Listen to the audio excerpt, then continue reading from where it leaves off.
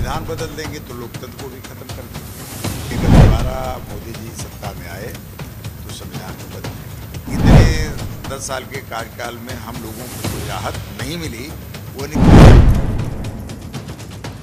देश भर में हो रहा लोकसभा चुनाव अपने अंतिम चरणों में है। इस वक्त मैं हूं आजमगढ़ में और जो शख्स मेरे साथ बैठे हैं वो हवलदार यादव हैं। इनकी पहचान ये है कि मुलायम सिंह यादव को चुनाव लड़ाते हैं, अखिलेश यादव को चुनाव लड़ाते हैं, धर्मेंद्र यादव को चुनाव लड़ाते हैं और संगठन की रीढ़ माने जाते हैं। संगठन में बहुत पैनी निगाह रहती है इनकी और वो हमारे साथ बातचीत करने के लिए तैयार है। दूसरी इनकी पहचान ये भी है कि ये जन नेता है और रात में जब हम इनसे बातचीत कर रहे हैं तब भी अगर हम इनके कमरे का एक नजारा दिखा दें तो इनसे देखिए मिलने वाले लोग बैठे हुए हैं जो इनके साथ लगातार रहते हैं, जो इनकी बातें सुनते हैं और इनको शायद जो समाजवादियों का एक टेस्ट होता है कि जब तक दिन भर में 100-200 लोगों से मिल न लें, कुछ लोगों से बातचीत न हो जाए, कुछ लोगों से प्यार की बात हो जाए, कुछ लोगों से झगड़ा न हो जाए, तब तक शायद उन्हें चैन नहीं आता। तो हवलदार जी उन पीढ़ी के नेताओं में से है। हम संविधान बदलेंगे ना आरक्षण खत्म करेंगे, तो ये हवा क्यों खड़ा किया जा रहा है? देखिए, बीजेपी इसके पहले कई ऐसे मौके आए जब उन्होंने संविधान बदलने की बात किया और जो आज 400 पार का नारा दे रहे हैं, लोगों का विश्वास है कि 404 या 5 पे कोई भी अमेंडमेंट संविधान में किया जा सकता है, 2/3 पे। और भारतीय जनता पार्टी इस बात को लेकर के बार बार कहती है कि संविधान में संशोधन करने की जरूरत, संविधान बहुत पुराना है। तो सबका यकीन हो गया कि वो संविधान को बदलना चाहते हैं। जब संविधान बदल देंगे तो लोकतंत्र को भी खत्म कर देंगे। लोकतंत्र का जो आज वोट देने का अधिकार हमको है, इसको भी समाप्त कर देंगे। जो राष्ट्रपति प्रणाली लागू कर देंगे, उसमें कहीं न कहीं दूसरे दल के लोग जो लोकतांत्रिक तरीके से जीत कर जाते हैं, जनता की नुमाइंदगी करते हैं, वो सारे लोग कहीं न कहीं जो समाज की लड़ाई लड़ते हैं, जो अगर दोबारा मोदी जी सत्ता में आए तो संविधान को बदल देंगे। अच्छा, आपको लगता है सर कि जो चुनाव है, जो आप कहते हैं साहब हमें हक संविधान बदलेंगे, वो कहते हैं कि हमने इतना विकास का काम किया है, किसानों को सम्मान निधि दी है, शौचालय दिया है, पेंशन दिया है, आवास दिया है, तो एक लंबी फहरिस्त है उनके पास उपलब्धियों की, राशन देते हैं और वही एक कारण है जो उनके वोट बैंक में रिफ्लेक्ट हो रहा है। विपक्ष के पास जब इनकी सरकारें इन्होंने कुछ किया नहीं और यही वजह उल्टे सीधे आरोप लगा रहे हैं। देखिए, मोदी जी जो काम बता रहे हैं वो काम इसके पूर्व की सरकारों ने भी किया है। जैसे वो कहते हैं कि मैं 2000 किसान बीमा योजना, किसानों को सम्मान निधि दे रहा हूँ, मैं उनके लिए अलग अलग योजनाएं चला रहा हूँ। तो 12 महीने में 6000 रुपये देने की बात करते हैं। इस टाइप की योजना अखिलेश यादव ने चलाया था। जो दवाएं 5 रुपया में मिलती थी, 10 रुपया में लोग बुखार की दवा ले लेते थे, आज वो दवाएं इतनी महंगी हो गई कि सामान्य आदमी अपने परिवार की दवा नहीं करा सकता। आज कपड़ा महंगा हो गया, आवश्यक वस्तुएं जो जितनी थी सब महंगी हो गई। यहाँ तक कि आपका रसोई गैस जो हर परिवार में ज़रूरी है, उस गैस का दाम पहले 2014 तक 400-450 था, आज वह बढ़कर के 1200-1300 रुपये हो गया था। 100 रुपया उन्होंने घटा दिया। तो ये तो यह व्यापारी का रास्ता हो गया कि 10 रुपया बढ़ाओ, उसमें 1 रुपया घटा दो। अच्छा, आपको लगता है सर कि जो आप बात कर रहे हैं, जिक्र की महंगाई, किसान का मुद्दा, बेरोजगारी, अग्निवीर, ये चुनाव में मुद्दा बन पा रहा है? जैसे कई बार होता तो बात तो हम मुद्दों की करते हैं लेकिन अंत में वोट दे देते हैं हिंदू मुस्लिम, मंदिर मस्जिद, भारत पाकिस्तान। देखिए, अब देश की जनता समझ चुकी है महंगाई की मार से, बेरोजगारी से और जो भ्रष्टाचार भारतीय जनता पार्टी की सरकार में हुए, इलेक्टोरल बॉन्ड के आधार पर जो उन्होंने, यहाँ तक कि कोरोना के दौरान जो लोग पीड़ित थे उनको झूठा आश्वासन दे करके कहा कि हम इंजेक्शन बनवा करके हम लगवा रहे हैं, ये मोदी का इंजेक्शन है और मोदी इंजेक्शन आपको मुफ्त में लग रहा है। और जो कंपनी इंजेक्शन बनाई थी उससे इलेक्टोरल बॉन्ड के नाम पर इन्होंने घूस लिया और वह इतना बड़ा घूस रहा कि आज देश के जो जनता जिन्होंने इंजेक्शन लगवाया, आज वह सारे लोग मौत के कगार पे खड़े हैं। आज तमाम हार्ट के मरीज होते हैं। सर जी, आपको लगता है कि हेमरेज हो रहे हैं। ठीक है, आपको लगता है कि सर इलेक्टोरल बॉन्ड घूसखोरी, भ्रष्टाचार देश भर में कोई मुद्दा है? बड़ा मुद्दा है देश वो की तो कह जनता। रहे हैं कि हम तो भ्रष्टाचार के खिलाफ हम ही लड़ रहे हैं। केजरीवाल जेल जाएंगे, हेमंत सोरेन जेल जाएंगे, जो लोग होगा ईडी सीबीआई अपना पूरा काम करेगी, क्योंकि विपक्ष ने जनता को लूटा है, करोड़ों का घोटाला किया है, तो परेशान है वो। देखिए, जो इनके खिलाफ बोलता है उन्हीं के खिलाफ क्यों, और जो इनके साथ चला जाता है, जिसको कहा था इन्होंने कि 70,000 करोड़ का घोटाला किया था, वह बम्बई के जो उप मुख्यमंत्री थे अजित पवार जी।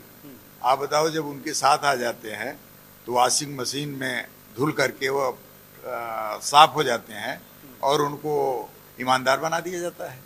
क्या इनके पास कोई ऐसी वॉशिंग मशीन है, ऐसा मशीन है जो भ्रष्टाचारियों को धुल देती है, उनका भ्रष्टाचार खत्म हो जाता है?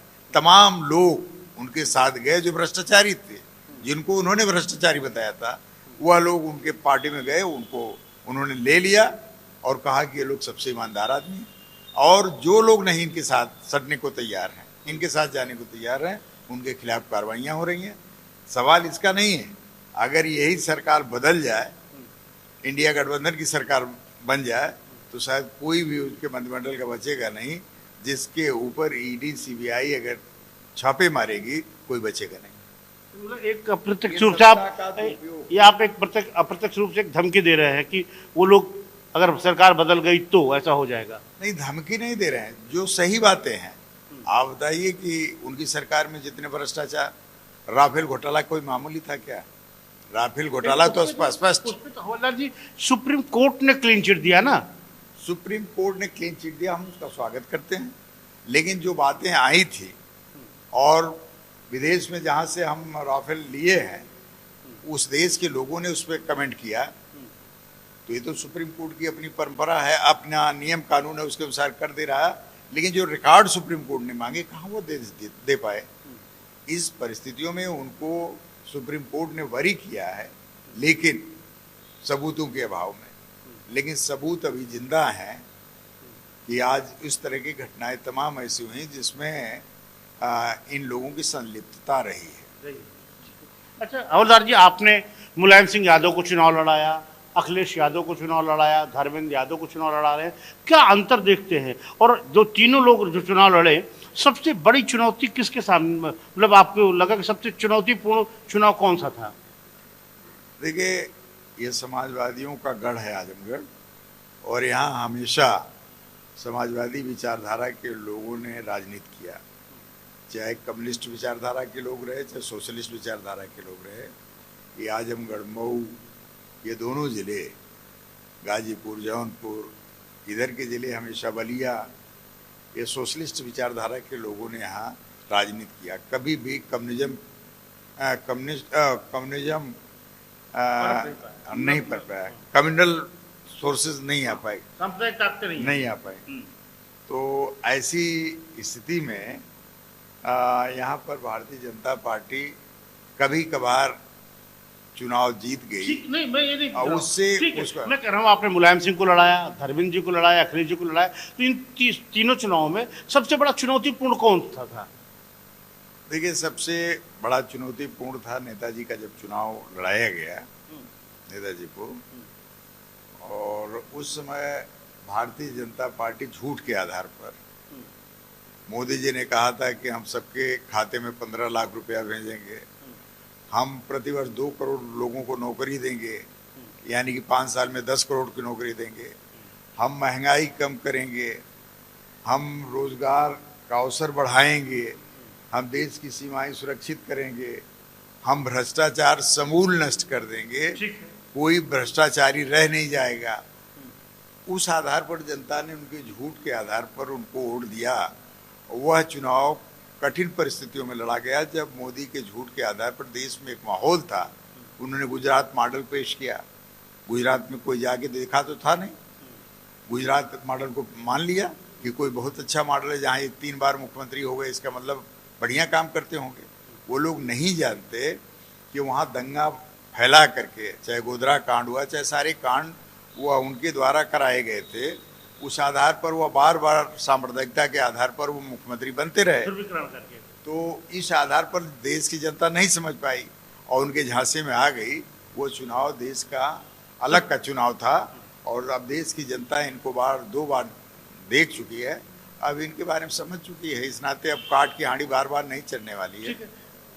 हवलदार जी, इस चुनाव में आपके सामने सबसे बड़ी चुनौती क्या है? आपको लगता है कि सबसे बड़ा टास्क क्या है और उसको जीतना हमारे लिए बड़ा मुश्किल होगा?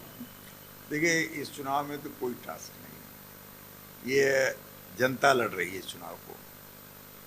मोदी बनाम देश की जनता, और यह चुनाव मैं समझता हूँ कितना बढ़िया माहौल इसमें चुनाव में मोदी को हराने का है, शायद बहुत कम आता है।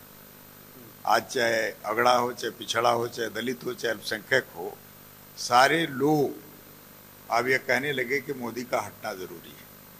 मोदी ने देश में संविधान को ख़त्म करने का प्रयास किया, लोकतंत्र को ख़त्म करने का प्रयास कर रहे हैं, जो पंचायती राज व्यवस्था थी उसको भी खत्म करने का काम कर रहे हैं। संस्थानों को, जो सरकारी संस्थान थे उनको भी इन्होंने भेज दिया, और यह देश में केवल 2 परिवारों का और ख़ास करके 22 पूंजीपतियों के यह प्रधानमंत्री बन के रह गए हैं।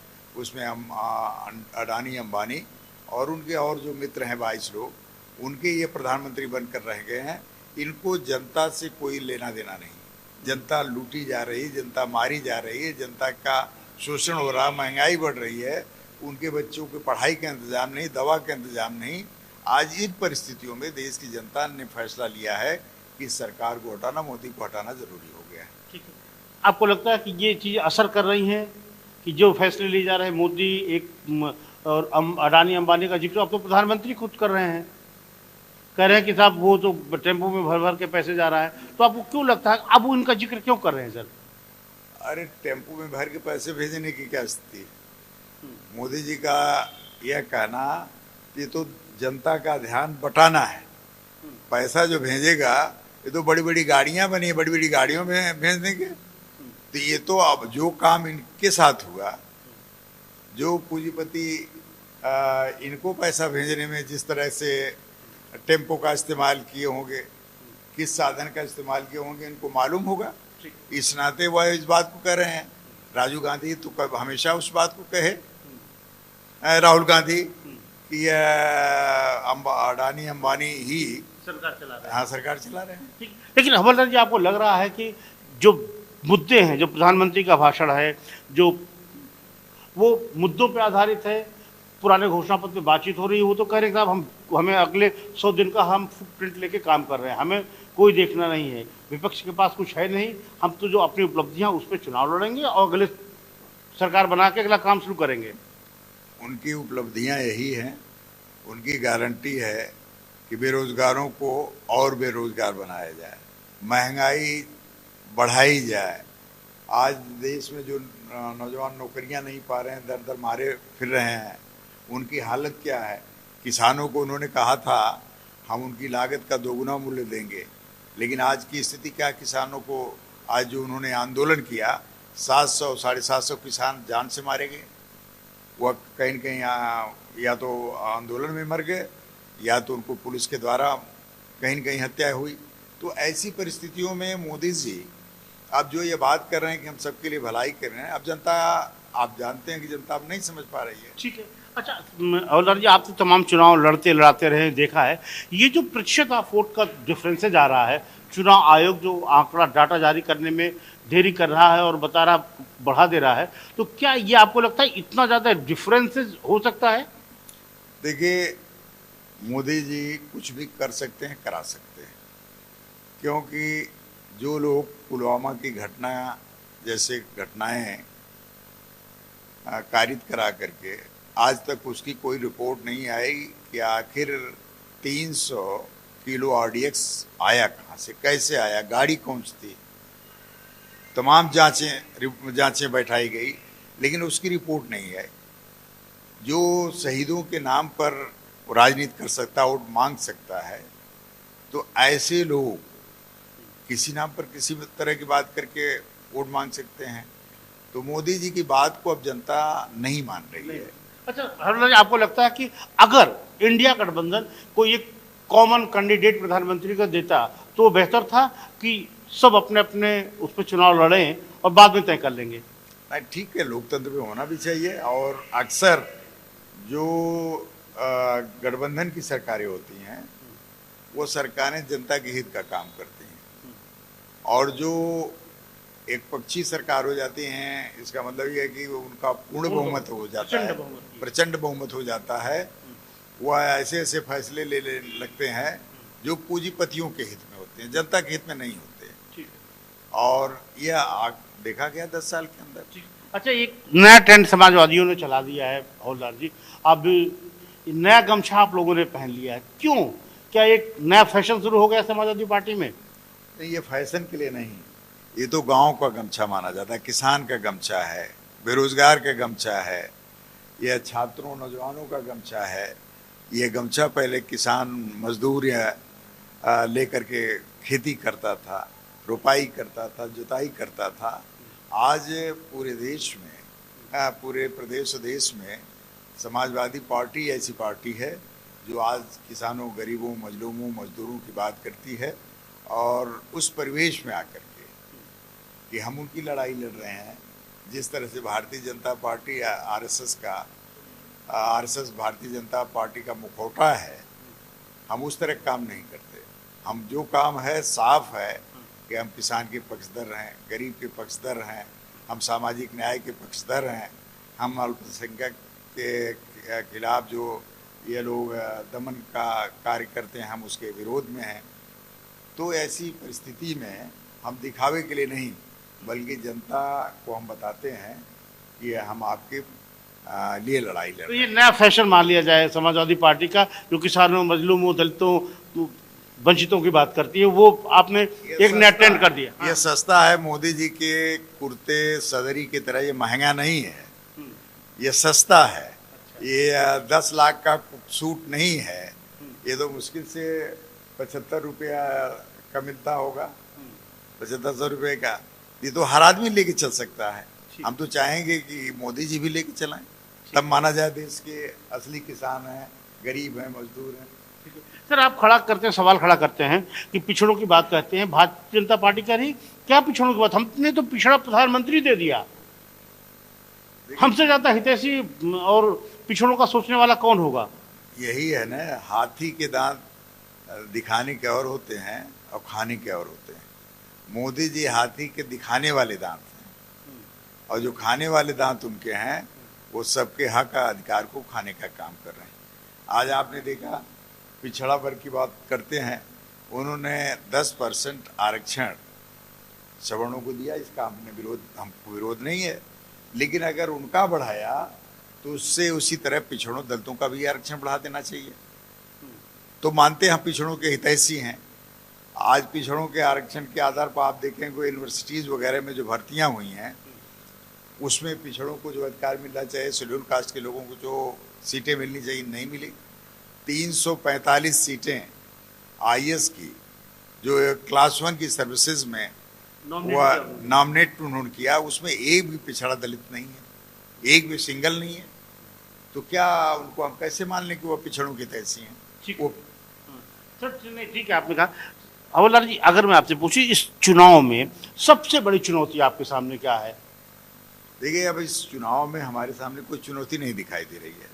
भारतीय जनता पार्टी हार मान चुकी है कि भारतीय जनता पार्टी अब अनाप शनाप के सवाल खड़ा कर रही है, और उन सवालों से जनता का कोई ताल्लुक नहीं, किसी जात से, किसी धर्म से, किसी के व्यक्तिगत उससे।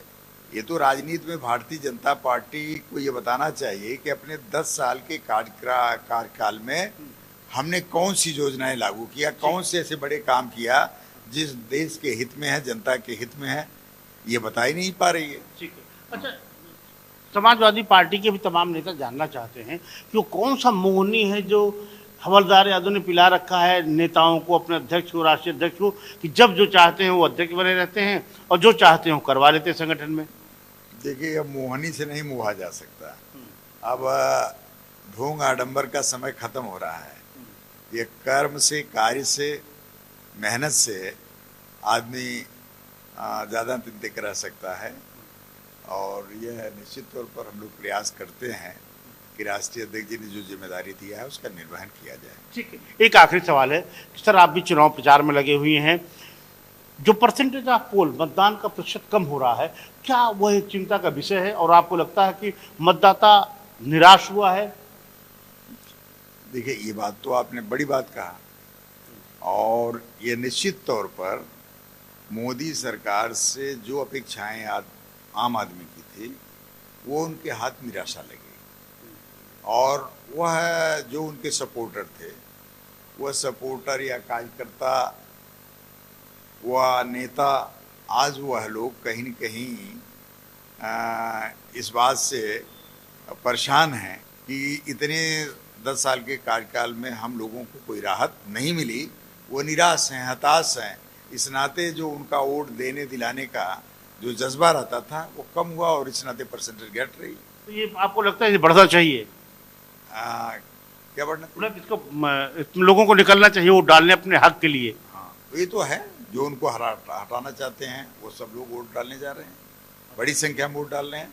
लेकिन जो भारतीय जनता पार्टी के पक्षधर लोग थे वो निराश हताश होने के नाते कि सरकार से कुछ मिला नहीं, इस सरकार ने कुछ किया नहीं, इस नाते उनसे निराश होकर के वो न वोट देने जा रहे हैं न वोट दिलाने का काम कर रहे हैं।